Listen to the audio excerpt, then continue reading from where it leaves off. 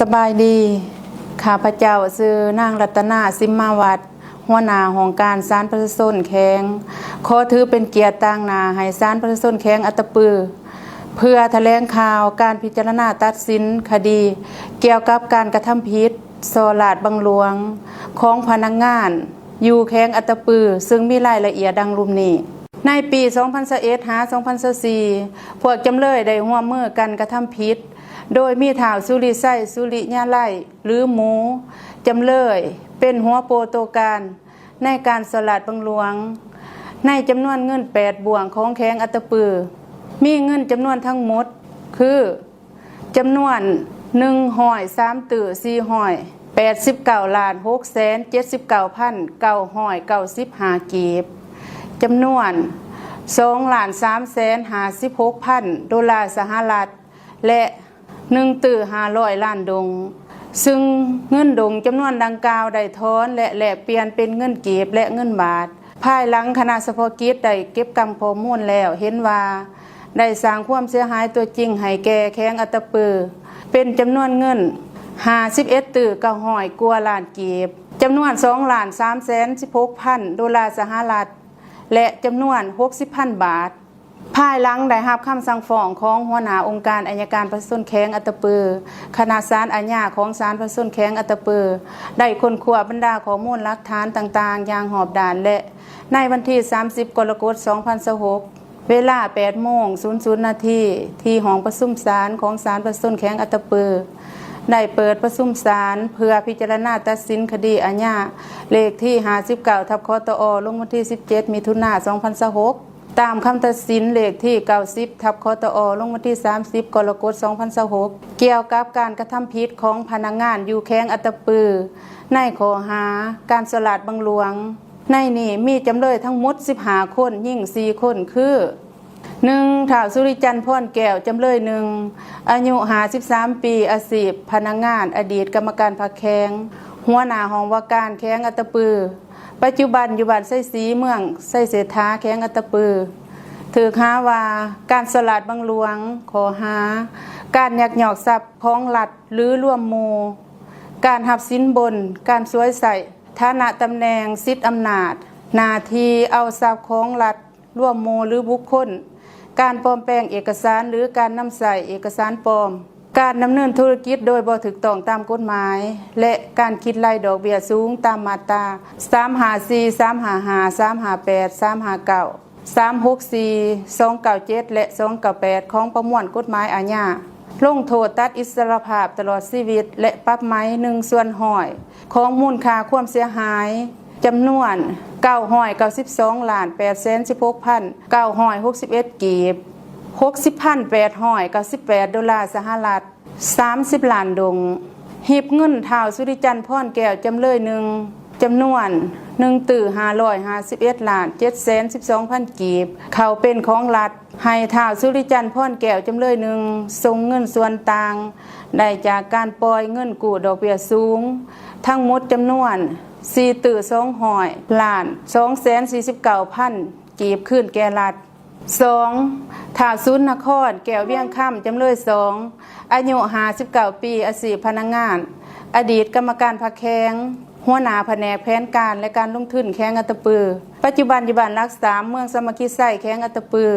ถือหาว่าการสลัดบังหลวงในสถานการยักยอกทรัพย์ของรัฐหรือร่วมหมู่การหับสินบนและการสวยใส่ฐานะตำแหน่งสิทธิอำนาจหน้าที่เอาทรัพย์ของรัฐร่วมหมู่หรือบุคคลตามมาตรา354 355 358และ359ของประมวลกฎหมายอาญา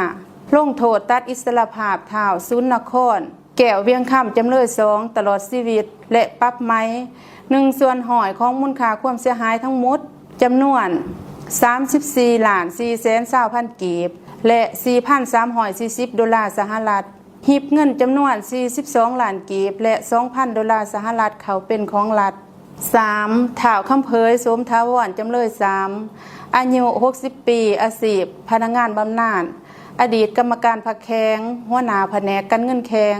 ปัจจุบันอยู่บ้านโพ้นสว่างเมืองสมคิดไส้แข้งอัตตปือถือหาว่าการสลัดบังหลวง ในสถานการยักยอกทรัพย์ของรัฐหรือร่วมหมู่การหับสินบนการสวมใส่ฐานะตำแหน่งสิทธิอำนาจหน้าที่เอาทรัพย์ของรัฐร่วมหมู่หรือบุคคลตามมาตรา354 355 358และ359ของประมวลกฎหมายอาญาลงโทษตัดอิสรภาพท้าวคำเผยโสมท้าวรจำเลย3ตลอดชีวิตและปรับไม้ทั้งหมดจำนวน1,818 ล้าน 8,205 กีบจำนวน40,000 ดอลลาร์สหรัฐหีบเงินจากท้าวคำเผยโสมท้าวรจำเลย3จำนวน1,500 ล้านกีบเขาเป็นของรัฐ4ท้าวทุนไส้เมฆดาวงศ์จำเลย4อายุ60 ปีอาชีพพนักงานบำนาญอดีตห้องแผนกการเงินแข้งอัตตปือปัจจุบันอยู่บ้านไส้สะอาดเมืองสมคิดไส้แข้งอัตตปือถือหาว่าการสลาดบังหลวงในสถานการยักยอกทรัพย์ของรัฐหรือร่วมหมู่การหับสินบนการสวมใส่ฐานะตำแหน่งสิทธิอำนาจหน้าที่เอาทรัพย์ของรัฐร่วมหมู่หรือบุคคลและการดำเนินธุรกิจที่บ่ถูกต้องตามกฎหมายและการคิดไล่ดอกเบี้ยสูงตามมาตรา354 355 358 359 297และ298ของประมวลกฎหมายอาญาลงโทษตัดอิสรภาพท้าวทุนไส้เมฆดาวงศ์จำเลย4ตลอดชีวิตและปรับไหมจำนวนเงิน32ล้าน250,000 กีบและจำนวน40,000 ดอลลาร์สหรัฐหีบเงินจากท้าวทุนไส้เมฆดาวงศ์จำเลย4จำนวน200 ล้านกีบเป็นของรัฐท้าวสมศักดิ์มุติวงศ์จำเลยอายุ45 ปีอาชีพพนักงานอดีตหัวหน้าแขนงบริการขึ้นกับข้างเงินแข็งปัจจุบันอยู่บ้านเพื่อนแค้นเมืองสมคิดไส้แข้งอัตตปือถือหาว่าการสลาดบังหลวงในสถานการยักยอกทรัพย์ของรัฐหรือร่วมหมู่การหับสินบนการสวมใส่ฐานะตำแหน่งสิทธิอำนาจหน้าที่เอาทรัพย์ของรัฐร่วมหมู่หรือบุคคลการฟอกเงินตามมาตรา354 355 358 359และ130ของประมวลกฎหมายอาญาลงโทษตัดอิสรภาพท้าวสมศักดิ์มุติวงศ์จำเลยตลอดชีวิตและปรับไหมทั้งหมด2,579 ล้าน 85,241 กีบและจำนวน 46,320 ดอลลาร์สหรัฐหีบเงินจากท้าวสมศักดิ์มุติวงศ์จำเลยจำนวน977 ล้าน200,000 กีบเป็นของรัฐท้าวอินปงศรีลาวิกรจำเลย6อายุ38 ปีอาชีพพนักงานอดีตวิศการแขนงบริการขึ้นกับข้างเงินประจำแข้งปัจจุบันอยู่บ้านสมโขดเมืองไส้เศรษฐาแข้งอัตตปือถือหาว่าการสลาดบังหลวงในสถานการยักยอกทรัพย์ของรัฐหรือร่วมหมู่การหับสินบนและการสวมใส่ฐานะตำแหน่งสิทธิอำนาจหน้าที่เอาทรัพย์ของรัฐร่วมหมู่หรือบุคคลตามมาตรา354 355 358และ359ของประมวลกฎหมายอาญาลงโทษตัดอิสรภาพท้าวอินปงศรีลาวิกรจำเลย6ตลอดชีวิตและปรับไหมทั้งหมดจำนวน33 ล้าน 989,750 กีบและจำนวน 46,320 ดอลลาร์สหรัฐหีบเงินจากท้าวอินปงศรีลาวิกรจำเลย6จำนวน130 ล้านกีบเป็นของรัฐ7ท้าวสุริไส้สุริญาไลหรือหมูจำเลย7อายุ37 ปีอาชีพพนักงานอดีตห้องแขนงคนครัวสังร่วมขึ้นกับห้องว่าการแข้งปัจจุบันอยู่บ้านรักษาเมืองสมคิดไส้แข้งอัตตปือถือหาว่าการสลัดบังหลวงในสถานการยักยอกทรัพย์ของรัฐหรือร่วมหมู่การให้สินบนการสวมใส่ฐานะตำแหน่งสิทธิอำนาจหน้าที่เอาทรัพย์ของรัฐร่วมหมู่หรือบุคคลการปลอมแปลงเอกสารหรือการนำใส่เอกสารปลอมการลินการพนันที่ต้องห้ามและการฟอกเงินตามมาตรา354 355 357 359 364 141และ130ของประมวลกฎหมายอาญาลงโทษตัดอิสรภาพท้าวสุริไส้สุริญาไลจำเลย7ตลอดชีวิตและปรับไหมทั้งหมดจำนวน459 ล้าน 996,813 ล้านกีบจำนวน 70,198 ดอลลาร์สหรัฐและจำนวน45 ล้านดง8ท้าวอุทธลีสิงห์ธรรมวงศ์จำเลย8 อายุ43ปีอาชีพพนักงานอดีตหัวหน้าแขนงบริหารขึ้นกับห้องว่าการแข็งปัจจุบันอยู่บ้านรักษาเมืองสามัคคีไส้แข็งอัตตปือถือค้าว่าการสลัดบังหลวงในสถานการยักยอกทรัพย์ของรัฐหรือร่วมหมู่การหับสินบนการช่วยใส่ฐานะตำแหน่งสิทธิอำนาจหน้าที่เอาทรัพย์ของรัฐร่วมหมู่หรือบุคคลตามมาตรา354 355 358และ359ของประมวลกฎหมายอาญาลงโทษตัดอิสรภาพท้าวอุทลีสิงห์ธรรมวงศ์จำเลย8ทั้งหมด20 ปีและปรับไหมจำนวน1 ล้านกีบจำนวน$400 สหรัฐและจำนวน30 ล้านดงหีบเงินจากท้าวอุทลีจำเลย8จำนวน100 ล้านกีบเป็นของรัฐ9นางมณิศรเพชรวิไลจำเลยเก่าอายุ34 ปีอาชีพพนักงานอดีตวิศการการเงินแขนงบริหารขึ้นกับหอว่าการแข็งปัจจุบันอยู่บ้านสามัคคีเมืองสามัคคีไส้แข็งอัตตปือถือค้าว่าการสลัดบังหลวงในสถานการยักยอกทรัพย์ของรัฐหรือร่วมหมู่การหับสินบนการช่วยใส่ฐานะตำแหน่งสิทธิอำนาจหน้าที่เอาทรัพย์ของรัฐร่วมหมู่หรือบุคคลตามมาตรา354 355 358และ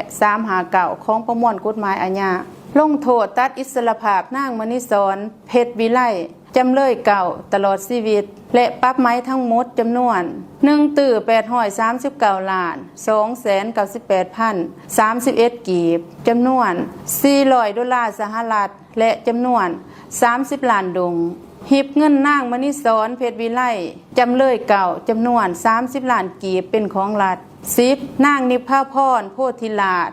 จำเลย10อายุ34 ปีอาชีพพนักงานอาสาสมัครอยู่ห้องว่าการแข็งอัตตปือปัจจุบันอยู่บ้านโพนสว่างเมืองสามัคคีไส้แข็งอัตตปือถือค้าว่าการสลัดบังหลวง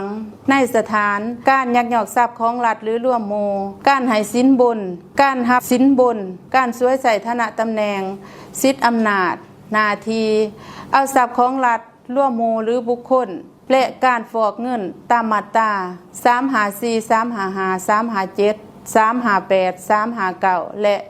130ของประมวลกฎหมายอาญาลงโทษตัดอิสรภาพนางนิพพาพรโพธิลาภจำเลย10ตลอดชีวิตและปรับไหมทั้งหมดจำนวน$353 ล้าน 579,750 กีบและ$47,520 สหรัฐ11ท้าวแก้วผู้ทอนวิรธรรมจำเลย11อายุ47 ปีอาชีพพนักงานอดีตห้องแขนงจัดตั้งบริหารขึ้นกับแผนกการเงินแข็งปัจจุบันอยู่บ้านวงสัมพันธ์เมืองผู้วงแข็งอัตตปือถือค้าว่าการสลัดบังหลวงในสถานการยักยอกทรัพย์ของรัฐหรือร่วมหมู่การหับสินบนการช่วยใส่ฐานะตำแหน่งสิทธิอำนาจหน้าที่เอาทรัพย์ของรัฐร่วมหมู่หรือบุคคลตามมาตรา354 355 358และ359ของประมวลกฎหมายอาญาลงโทษตัดอิสรภาพท้าวแก้วผู้ทอนวิรธรรมจำเลย16 ปี 6 เดือนและปรับไหมจำนวน$8,883,770 กีบหีบเงินท้าวแก้วผู้ทอนวิรธรรมจำเลย11ที่ได้จากการหับสินบนจำนวน$888,377,000 กีบเป็นของรัฐ12ท้าวสุขสวรรค์บุญพันธ์จำเลย12อายุ55 ปีอาชีพพนักงานอดีตห้องหัวหน้าข้างเงินประจำแข็งปัจจุบันอยู่บ้านเมืองใหม่เมืองสามัคคีไส้แข็งอัตตปือถือค้าว่าการสลัดบังหลวงในสถานการยักยอกทรัพย์ของรัฐหรือร่วมหมู่การหับสินบนการช่วยใส่ฐานะตำแหน่งสิทธิอำนาจหน้าที่เอาทรัพย์ของรัฐร่วมหมู่หรือบุคคลตามมาตรา354 355 358และ359ของประมวลกฎหมายอาญาลงโทษตัดอิสรภาพท้าวสุขสวรรค์บุญพันธ์จำเลย12 5 ปีและปรับไหมจำนวน1 ล้านกีบหีบเงินจากท้าวสุขสวรรค์บุญพันธ์จำเลย12จำนวน100 ล้านกีบเป็นของรัฐ13ท้าวพรพิรุณไส้สมบัติจำเลย13อายุ49 ปีอาชีพพนักงานอดีตห้องแขนงบัญชี และกวดกากขึ้นกับข้างเงินประจำแข็งปัจจุบันอยู่บ้านเมืองใหม่เมืองสมาคิไส้แข็งอัตตปือถือหาว่าการสลาดบังหลวงในสถานการหับสินบนตามมาตรา354และ358ของประมวลกฎหมายอาญาลงโทษตัดอิสรภาพท้าวพรพิรุณไส้สมบัติจำเลย13 2 ปี 6 เดือนให้ปฏิบัติตัวจริง7 เดือน 11 วันส่วนที่เหลือฝากไว้และปรับไม้จำนวน 295,000 กีบหีบเงินจากท้าวพรพิรุณไส้สมบัติจำเลย13จำนวน29,500,000 กีบเป็นของรัฐ14นางซิมมารีค่ำมันจำเลย14อายุ44 ปีอาชีพพนักงานห้องว่าการแข็งปัจจุบันอยู่บ้านสมาคีเมืองสมาคีไส้แข็งอัตตปือถือค้าว่าการสลาดบังหลวงในสถานการยักยอกทรัพย์ของรัฐหรือร่วมหมู่การสวยใส่ทรัพย์ของรัฐหรือร่วมหมู่และคว่ำเลินเล่อในการปฏิบัติหน้าที่ตามมาตรา354 355 360และ368ของประมวลกฎหมายอาญาลงโทษตัดอิสรภาพนางซิมมารีค่ำมันจำเลย14 18 ปี 6 เดือนและปรับไม้จำนวน10,855,649 กีบให้มอบเงินจำนวน200 ล้านกีบที่นางซิมมารีค่ำมันจำเลย14ได้มอบเป็นของกลางขึ้นแก่ห้องว่าการแข็งและให้จำเลย14ใส่แทนเงินของห้องว่าการแข็งที่ยังบ่ทันมอบจำนวน292,782,473 กีบ15นางพุทธิดาวันไกรสอนเสนาจำเลย15อายุ36 ปีอาชีพพนักงานแผนกการเงินแข็งปัจจุบันอยู่บ้านโพนสว่างเมืองสมาคิไส้แข็งอัตตปือถือค้าว่าการสลาดบังหลวงในสถานการยักยอกทรัพย์ของรัฐหรือร่วมหมู่การดำเนินธุรกิจโดยบ่ถูกต้องตามกฎหมายและการคิดรายดอกเบี้ยสูงตามมาตรา354 355 297และ298ของประมวลกฎหมายอาญาลงโทษตัดอิสรภาพนางพุทธิดาวันไกรสอนเสนาจำเลย15ตลอดชีวิตและปรับไม้จำนวน110 ล้านกีบให้นางพุทธิดาวันไกรสอนเสนาจำเลย15ส่งเงินจำนวน22 ล้านกีบขึ้นแก่รัฐให้พวกจำเลยร่วมกันใส่แทนค่าเสียหายให้แก่รัฐจำนวน51 ตื้อ900 กว่าล้านกีบจำนวน2,316,000 ดอลลาร์สหรัฐและจำนวน60,000 บาทถ้าว่าพวกจำเลยบ่สามารถใส่แทนรัฐใดก็ให้ประกาศขายทรัพย์ที่ยึดและอายัดไว้เพื่อเอามาใส่แทนถ้าเหลือก็ให้ส่งคืนพวกจำเลยถ้าบ่พอก็ให้พวกจำเลยสืบต่อรับผิดชอบใส่แทนให้พวกจำเลยรับผิดชอบค่าใช้จ่ายในการดำเนินคดีของเจ้าหน้าที่เฉพาะกิจของแข็งให้พวกจำเลยร่วมกันรับผิดชอบค่าธรรมเนียมศาลส่วนท้าวสุขไม้สุดบุญหล่นในระยะดำเนินคดีผู้เกี่ยวได้เสียชีวิตจึงเป็นสาเหตุให้สัตว์เมียนทางอาญาตามคำสั่งฉบับเลขที่67/อกลคลงวันที่18 ตุลา 2024ขององค์การต้านการสลาดบังหลวงขันแข็งแต่ความเสียหายทางแพงแม่นให้ผู้เกี่ยวรับผิดชอบใส่แทนให้แก่รัฐโดยเอาทรัพย์ผู้เกี่ยวที่ได้ยึดและอายัดไว้นั่นมาใส่แทนให้แก่รัฐทั้งหมดนั้นเป็นการสังรวมเอาแต่ผลของการตัดสินเพื่อแถลงข่าวให้สื่อมวลชนได้รับทราบส่วนรายละเอียดแม่นอยู่ในคำตัดสินมาฮอดนี้การแถลงข่าวเกี่ยวกับการตัดสินการสลาดบังหลวงก็ได้สิ้นสุดลงขอขอบใจ